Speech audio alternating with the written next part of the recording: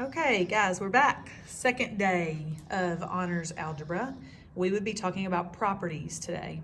And if you see, we're just going to make some notes. There's not a cute little way to do this, but we really take a day to focus on properties because they are just critical in math to understanding why we do certain things. And really, we do this to help also our geometry teachers because you're going to use a lot of properties when you go to geometry after Algebra 1, but we A lot of also justification. a lot of justification. You're going to see that we put in math, properties are statements that are true for any numbers. They justify steps when simplifying expressions and solving equations. Key there. It's all about justification. Usually, and when we get a few more videos as you get in, when we're doing solving equations, you're going to hear us say, what property was that? What property did you use? And so we take a day and just focus on the properties so that you understand properties in math. Okay, and we definitely won't hit all of them. We're just going to hit We're the gonna 9 most highlights. popular. Yeah. All right, first property we're going to talk about, and you've actually been using this property, gosh, since like third grade. We're going to say commutative property. All right, we're going to teach you some little, it's hard to like separate all these, but Ms. Delk and I like to teach you some little fun ways to remember properties. You're going to hear us do little fun things that helps our students know which property just by like things they see in the problem. All right, commutative property. Notice commutative starts with CO. We like to say that stands for change order. Okay, think about CO, change the order.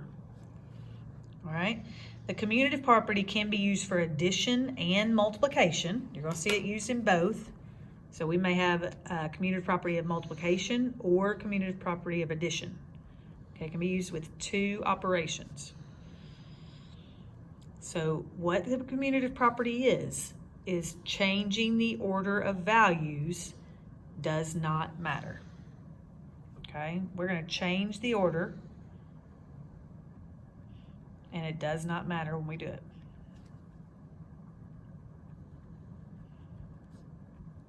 Is that how you would say this? I think that's the easiest way. Order of Changing the values order. does not matter. Order of values does not matter.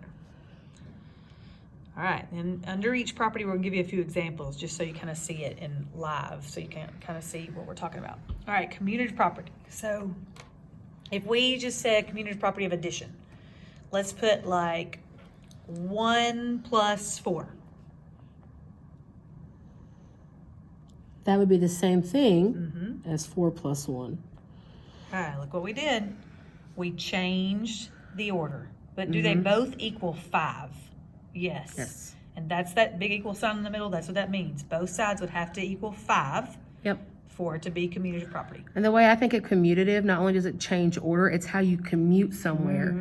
It takes the same distance to get from your house to school and to go from school to your home. It's the same distance. We just changed the way we went. Same thing here. Right here, I went from my house to school. This time I went from school to my house. They're still the same thing. I just changed the way I did it. Yeah. So that's a little easy way for commutative. Let's show one of commutative property of multiplication. And notice that we can also do it with letters too. It's not just numbers. Yeah. So for example, I could say x times y, and in algebra we don't put dots anymore. We represent that with placing them together. That's what this means. This right here, xy, means x times y. That's the same thing as y times x. That would be an example of multiplication commutative property. Notice that we can't say this is true with subtraction or division. Think about it, for example. If I said... Think about 1 plus 4 and yeah. Those are equivalent, but watch. If I said 1 minus 2, that's negative 1. But 2 minus 1 is positive 1. Those are not equal, so it's not So it commutative. can be a property. See that? It has to be true both ways. It's the same distance. You can't change it and it not be equivalent. Right. So notice x times y is still equal to y times x, because on both of those you would get xy. Okay. I think that's pretty easy. Yeah, commutative. It's all about changing Yeah. order. You can only do it with addition and you can only do it with multiplication. If the order of the things has changed, if it looks written differently, it's probably commutative. Oh, all right. Next one we like to use a lot, and you've heard this one way back since elementary school, is associative property. All right, associative property. Can also be done with addition and multiplication. You're gonna see it for both.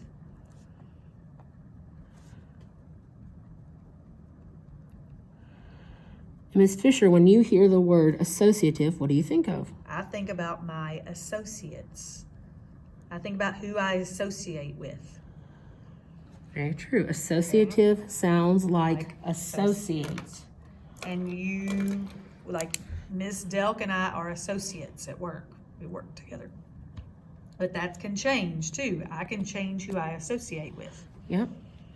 It's who you associate with. We say you freshmen are really great at this. You change who you associate with all All the time. Yeah, y'all be change best friends, and then 2 seconds later y'all are arguing, and now you don't like each other, and so you're hanging out with someone else. I know that some of y'all call it your squad. Ooh, think about your associates as your squad. Your squad or your clique. I don't know what word y'all use nowadays. Squad, clique, your gang. I don't know. That's probably a bad word. I'm not going to write that. Okay, in math, we show who we're associating with. I'm showing who I'm hanging out with by using parentheses. So in math, Watch. it's all about who I'm hanging out with. It's all about those Who I'm parentheses. grouped together with. Because those parentheses are a grouping symbol. And with associative property, the grouping of values doesn't matter. Doesn't matter who we group together. As long as things remain equal. Which is why it can only be used in addition and multiplication.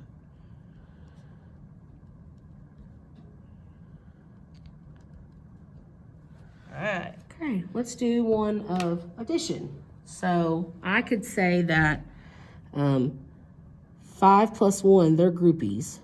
Are They're hanging best out. friends today. They're grouped. Yep, and 3's on the outside. He's not really in that group yet. But tomorrow, Ooh. 5 and 1 could have gotten in an argument, and so now 1 and 3 are best buds. Now, what I need you to notice right here, Miss Delk did not change the order. See that? If she would have changed the order, we'd be going to commutative. Notice how she wrote 5, 1, and 3, 5, 1, and 3.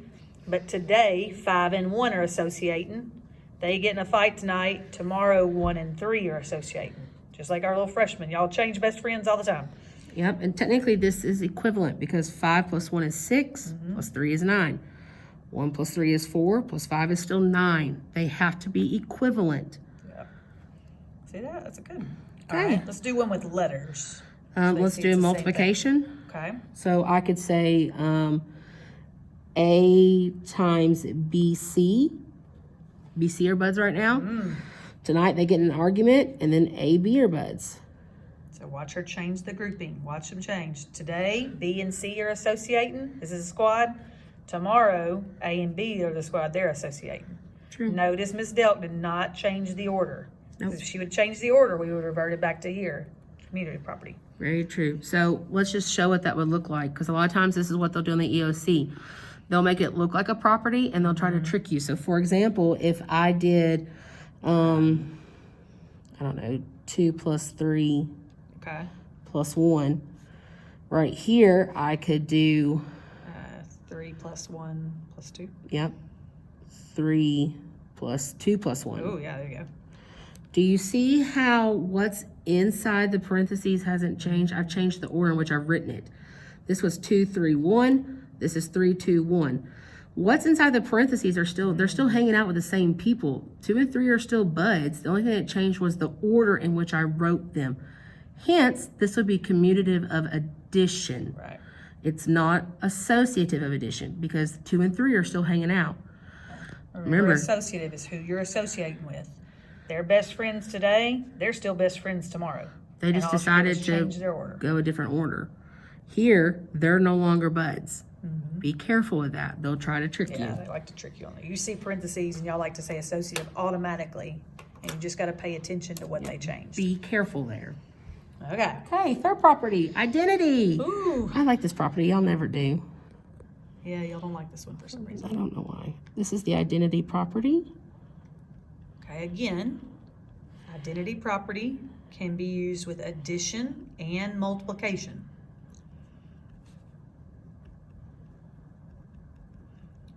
Okay, the thing about identity property, how do we teach this? We think about the word identity. Think about what that sounds like. Sounds like identify. That's how I always try to think about it. And when I think of the word identity, I think of what makes me me. Yes, What makes me different from everybody else. that's right.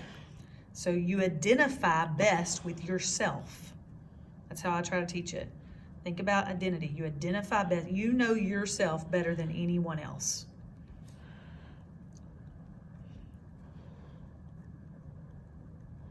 And there's all kinds of things in this world that will try to change you, but at your core, you are who you are. And we like you to stay the same. We Yep. want you to be yourself. So with So identity stay who property, you are. it's all about staying the same. Whatever you do, it still stays the Stays the same. same. So I try to think about this. What I start with has to stay the same in the end. So what I start with has to be the same in the end because you want to identify best with yourself. So what could I add to this? Oh, that's a good way to put it. What could I add and it would stay the same? Think about that. You want it to stay the same. If you had A and you wanted to end with an A, what's the only thing you could add to it to not change it? So I hope in your head you're saying Zero. So anytime you see something being added with zero, that's the identity property of addition. If you're seeing plus zero. Right. That's not true though for multiplication.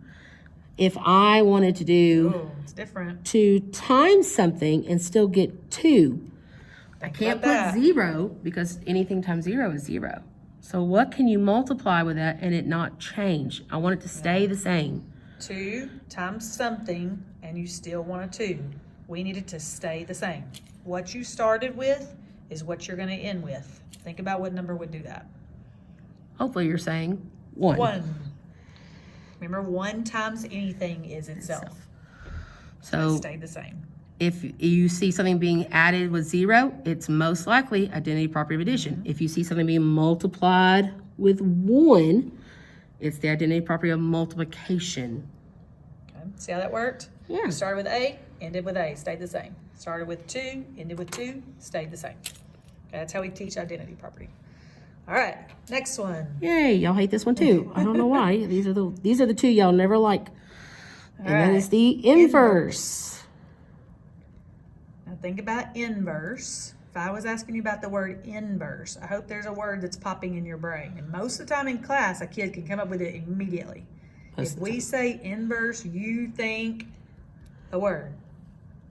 And I hope that word is opposite. So if I ask you to, take the inverse of something, you need the opposite of it. So that's the key word here, is we need the opposite. All right, notice it can be used in addition and multiplication. Okay, it's also got 2 operations. Key word is inverse, and we think in your brain you automatically go, oh, that's opposite. So we're going to use the opposite to cancel a value. So watch what's going to happen. So we're going to use the opposite to cancel.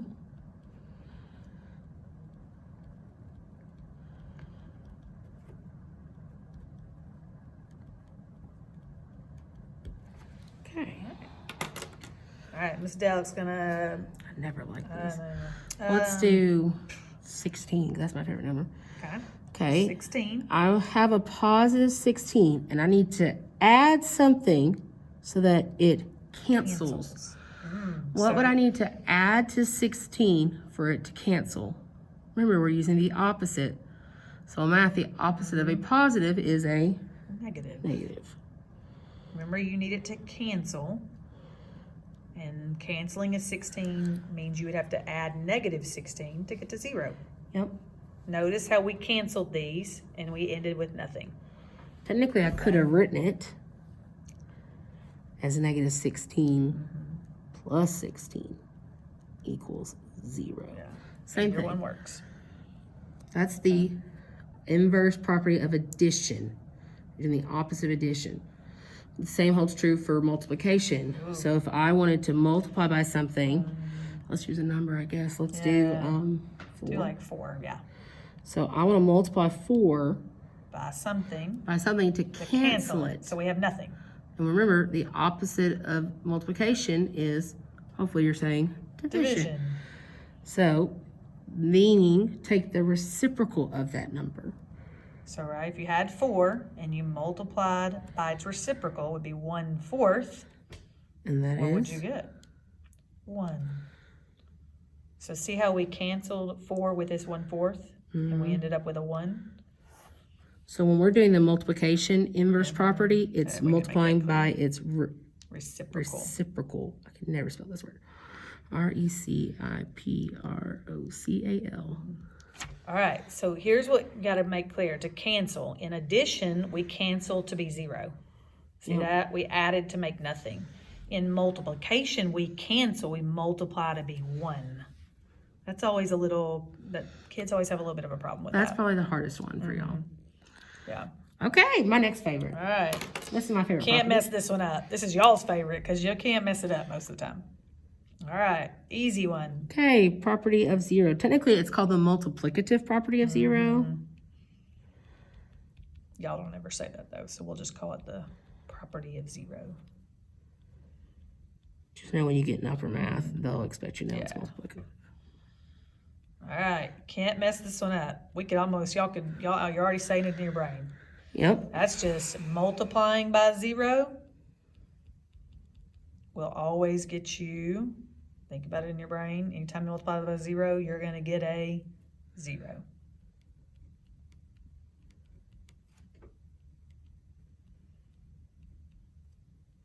All right, easy examples here. You Super probably easy. don't even need an example, but we'll We'll give give you a you couple. one. Let's do like 17 17 times 0? is 0. 0. What about a letter, Miss Del? Well, we could do 0x. Yeah. Remember, just Is because they're stuck together, that means multiplication. 0 times x is always 0. 0. You could even do a fraction. Ooh, let's do a nice fraction. Let's do negative 1 over a Okay. times 0. No matter what are you going to get? 0, because of the multiplicative property of 0. That sounds All right, easy one. easy. Now, Number 6. the one you're probably going to use the most in math, Probably. and the one you technically already know.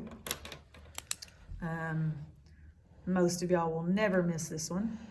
Distributive property. Property. You have heard that word all throughout, or heard that phrase all throughout middle school. You've used that property a million times. It's your comfort zone. Yeah, it's your thing. Y'all know how to do it. All right, distributive property means when you multiply a value to an expression inside parentheses. I always think about that number multiplying by what's inside. He's kind of distributing the 5 to both of the things inside the parentheses. Yeah, math we like to share. Yeah. And notice there's a key word here that you probably don't even realize. It's into an expression, and in math, expressions are separated by addition or subtraction signs. That's right. Okay, so there has to be a plus or minus inside that sign to be distributive. Right. If it didn't have a plus or minus, if it was just like a 3 and a 4, That's just multiple. that's just multiplication. That's not distributive. Expression needs a plus or an addition or subtraction sign. Yep. All right, Miss Doe, do easy. Let's do Let's do 2 parentheses x plus 7. awesome. Okay. For me to show distributive, I got to take what's outside and multiply it to every term inside. So 2 times x is 2x, 2 times 7 is 14. 14. So right there, that's an example of distributive.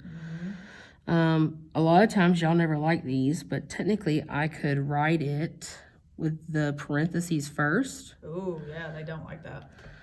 And technically I can still distribute this direction. So a times b is AB. ab, a times c is ac. Notice that I am not putting these two terms together. They are not alike. Oh, that's a whole other video. But if you need to know why, we'll talk about that in a couple of videos from now. It could even be written backwards. So I could have negative 5y plus 5z. Okay. That could be what they distributed and got. And over on this side, we would have negative 5 times y minus z. That's still distributing. It's just written It's just kind of written backwards. So look at that. Like, make sure you understand that. See how if I distributed negative 5 to y, I'd get negative 5y. If I distributed negative 5 to negative z, I would have positive 5z. Very true. Okay, easy little property. Y'all are good at that one. Okay, those are the properties that most of y'all know. Now we're going to kind of show you the ones that are kind of Algebra 1, kind of geometry, just so you can kind of see them. We don't use these a lot in Algebra 1, but we still want you to be aware of them. And the They're first... coming. One day they're coming. Yeah, coming soon. All right, number 7. Seventh property. We saved the little bit harder ones, the less familiar ones for last. It's called the reflexive property. Now, I think, like, in your brain, think about reflexive. What does that sound like? It sounds like reflection. Like, that's how we try to teach our kids to remember it. And in your mirror, like, when you look in a mirror, you see your reflection. You see your exact self. Reflection. Think about that. It's a mirror image of yourself. And I spelled that right. the reflexive property truly means a value always equals itself. So definition, a value Always equals itself.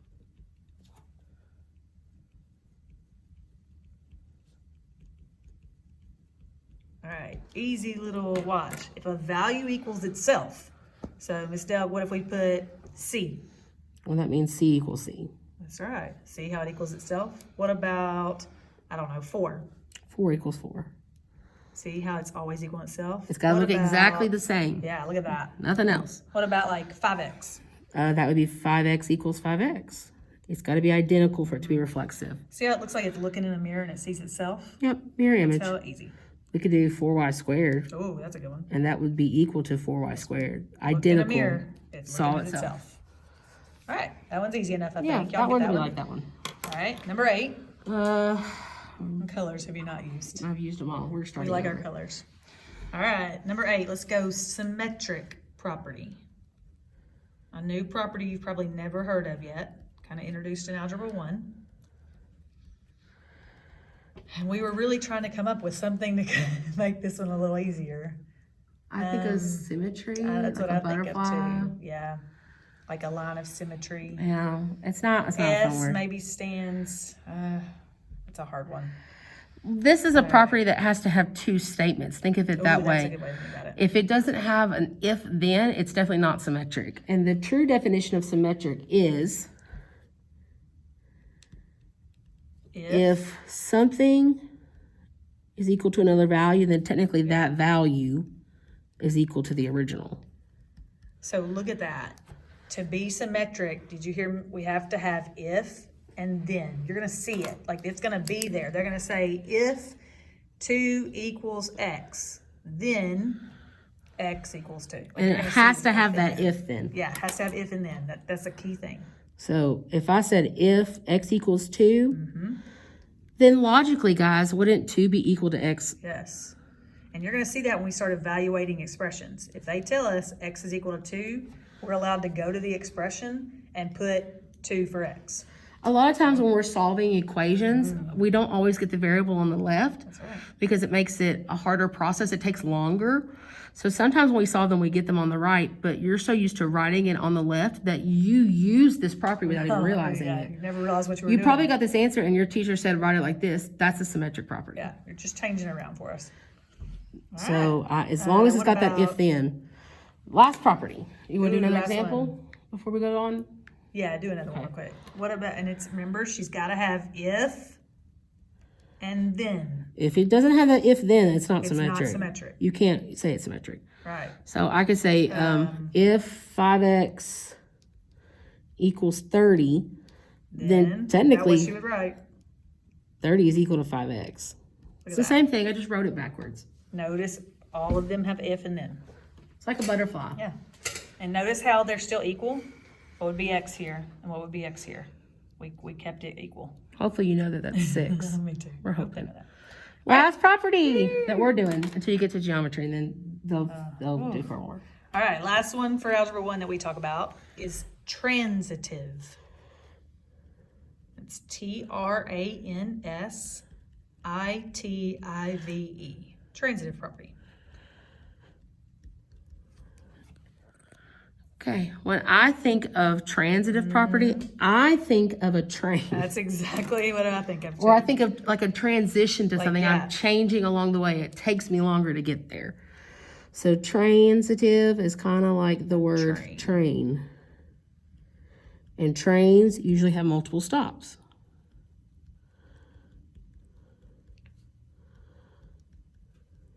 And when you see this property drawn out, it kind of looks like a train. Yeah. Like it's a longer property. You're going to see it. And So just think about reminds you this of a train. logically, okay?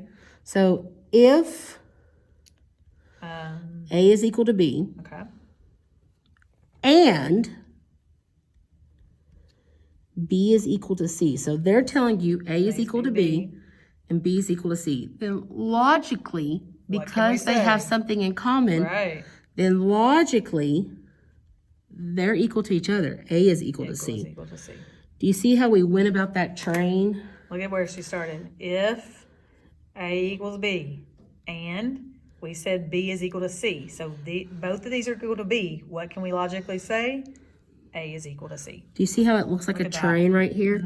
We have A equals B, B equals C. Then technically, Ooh. these are equal to each other. You've done that Transitive before. has an if-then statement, but it has a whole lot more to it.